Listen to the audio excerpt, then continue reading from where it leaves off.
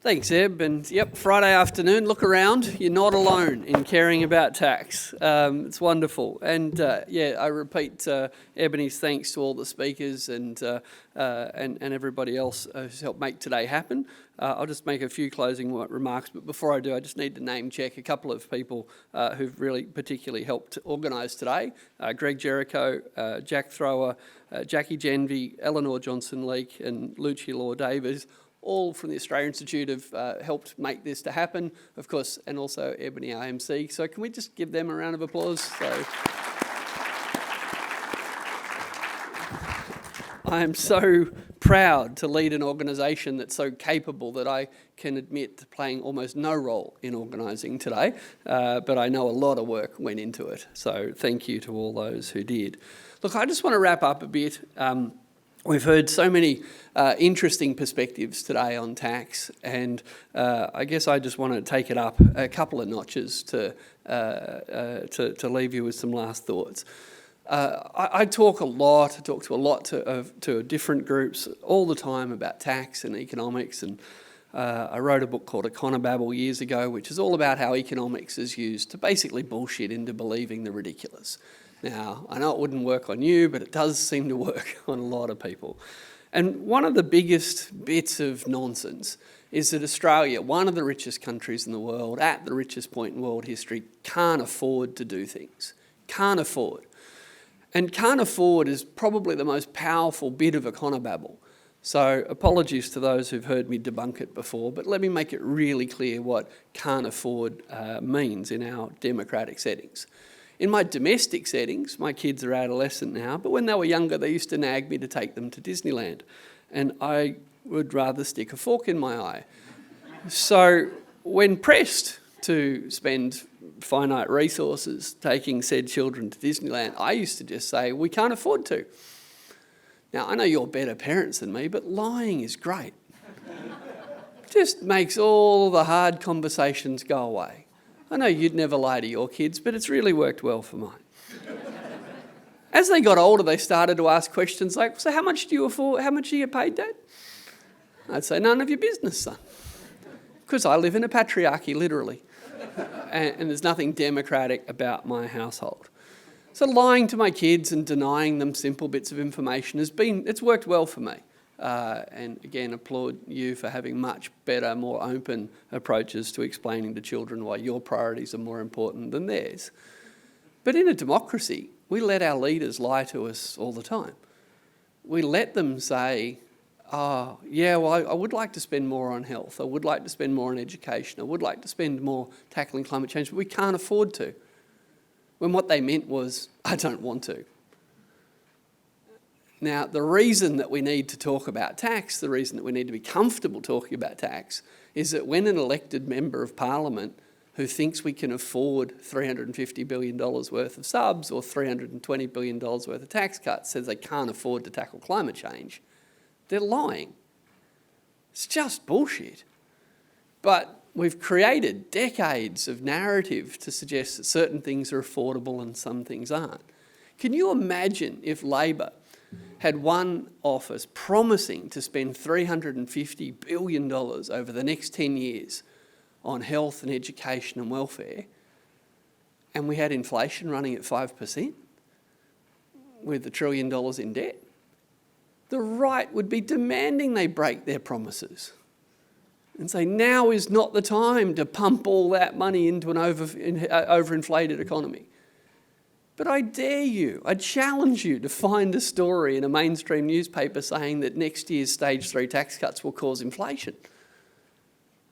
Because who cares? It's going to rich people. But if that same money was going to poor people, it would be ruining our economy. So I guess one of the things that we haven't talked about today, and there's lots, but one of the big themes that we haven't talked about today is that really, when it comes to the tax debate, the issue that dare not speak its name is power.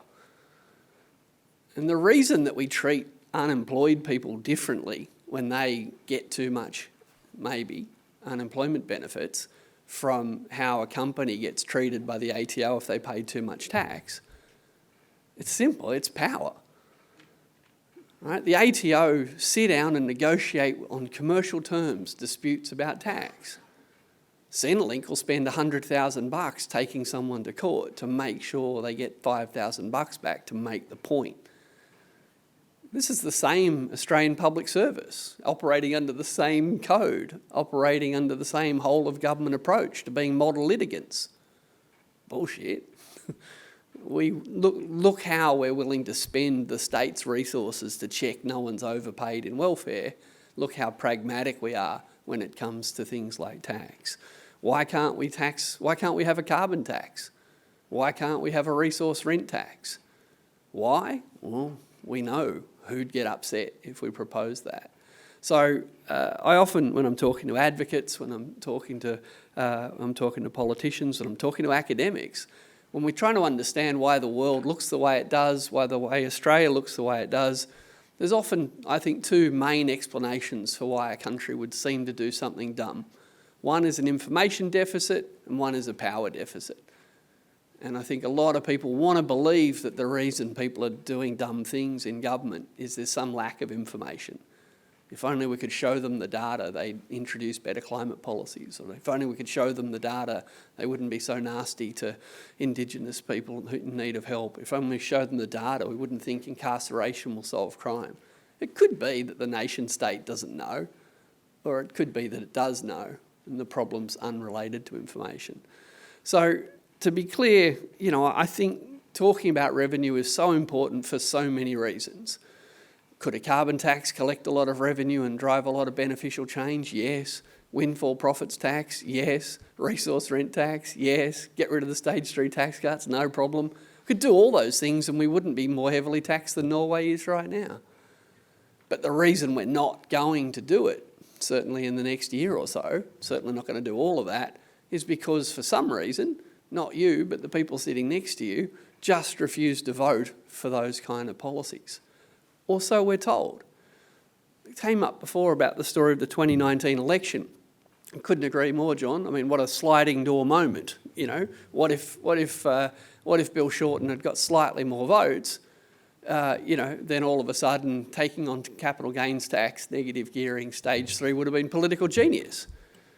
But here's the thing about the 2019 election. Power doesn't just influence the way people act, certainly governments, it influences the way we record history.